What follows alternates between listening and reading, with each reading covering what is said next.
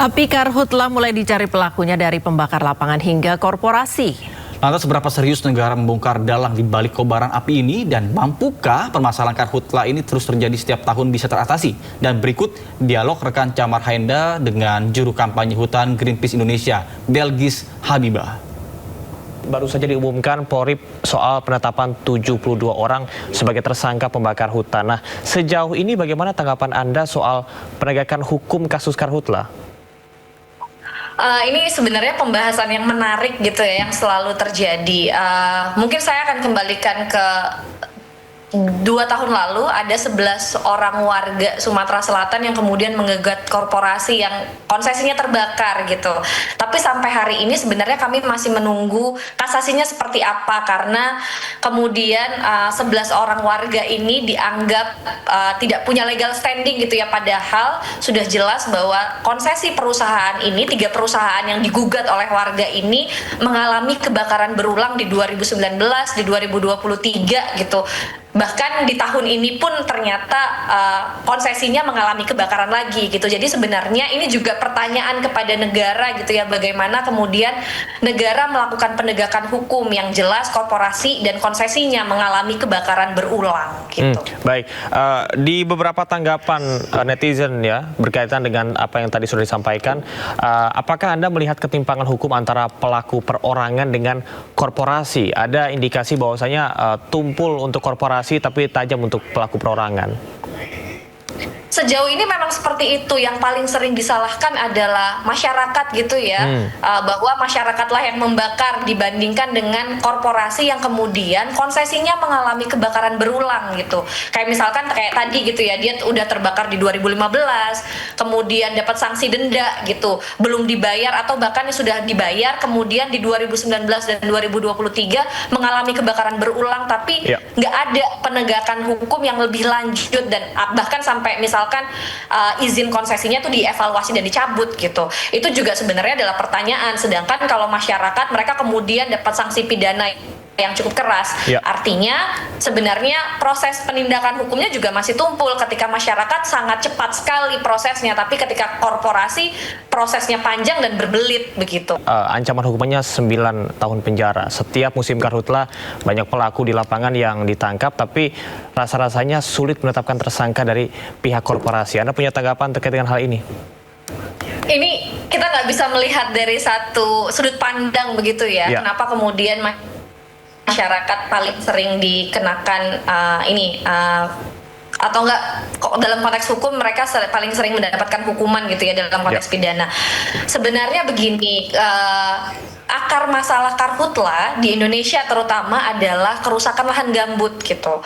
Dulu masyarakat ini punya kultur gitu ya membakar lahan, tapi saat itu kondisi gambutnya masih baik gitu, masih alami, masih basah.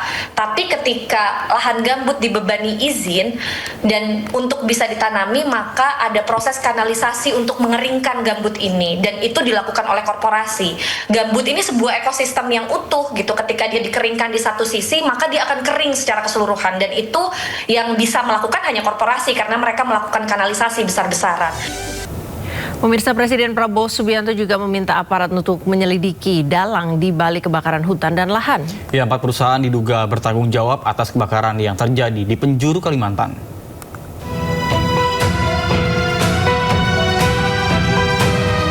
Kebakaran hutan dan lahan di Kalimantan terus meluas. Di Palangkaraya, kebakaran semakin mendekati rumah warga.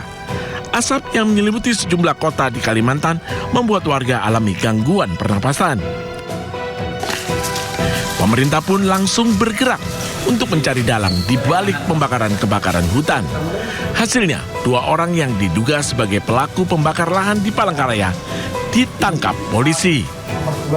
Saat ini yang sedang kita lakukan melakukan pemadaman, sekaligus juga kita melakukan penyelidikan investigasi terkait dengan peristiwa yang terjadi. Ini beberapa nama juga kita amankan. Sementara itu, dalam rapat koordinasi yang digelar di Kalimantan Barat, Presiden Prabowo Subianto meminta untuk menindak tegas seluruh pihak yang terlibat dalam kebakaran hutan. Saat ini ada 4 korporasi di Kalimantan Barat yang diduga terlibat.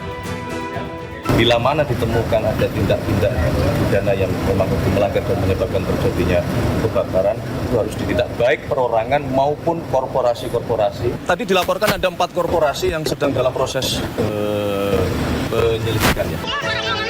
Nantinya, bila diputuskan bersalah, pemerintah akan mencabut izin perusahaan. Sementara bagi perorangan, sanksi pidana dengan maksimal 9 tahun penjara menanti pelaku pembakaran. Tim Liputan iNews melaporkan. Pemirsa, titik api kebakaran lahan gambut di Kabupaten Pelalawan Riau terus bertambah. Ya, selain di Kecamatan Kerumutan, kebakaran hebat juga terjadi di lahan gambut yang berlokasi di ibu kota kabupaten. Waduh, kondisi api di kilo 12 semakin besar ini.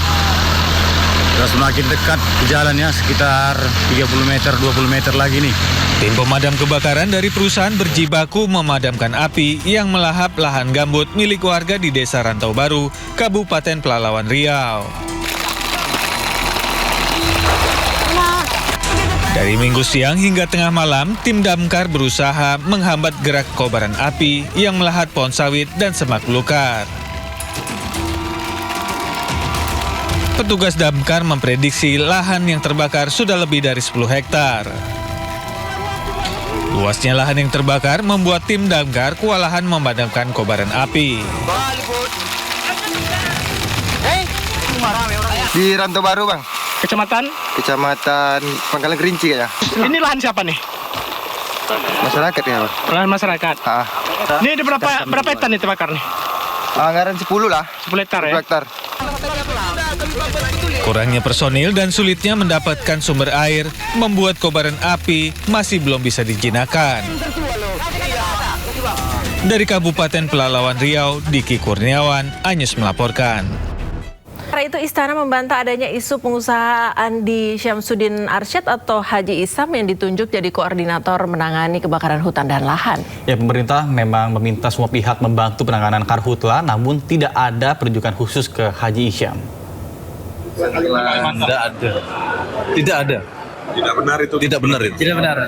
Berarti itu cuma Mas ya, isu aja ya Mas ya. Enggak, siapa yang menghembuskan isunya? Di media sosial itu kan sampai trending gitu. Tapi ya memang nggak ada. Medsos kan banyak trending, tapi kan belum tentu itu yang benar itu jadi masalah. Oke, bahwa semua pihak diminta ikut membantu, ya. Tapi kalau menjadi koordinator ya, itu tidak kan, kewenangannya bukan di situ.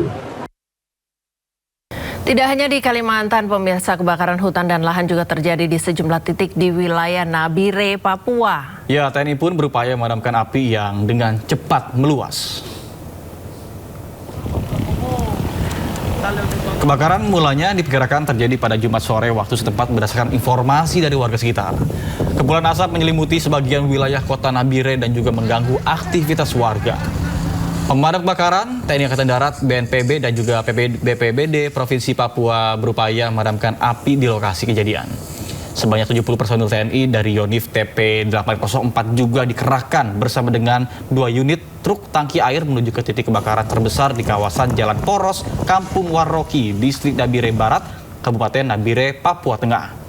Kebakaran juga mulai mendekati bangunan sekolah. Bahkan kobaran api akhirnya mampu dipadamkan di lokasi tersebut, namun warga tetap diminta waspada karena karhutla masih berpotensi selama musim kemarau. Disinilah tempat yang terjadi pusat kebakaran di sini.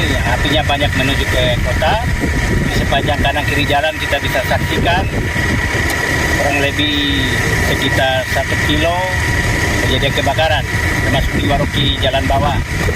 Dan hari ini kami cukup tertolong dibantu, di mana dari Korem membantu kita dengan pasukan yang ada, Kodim, Yon PP 804.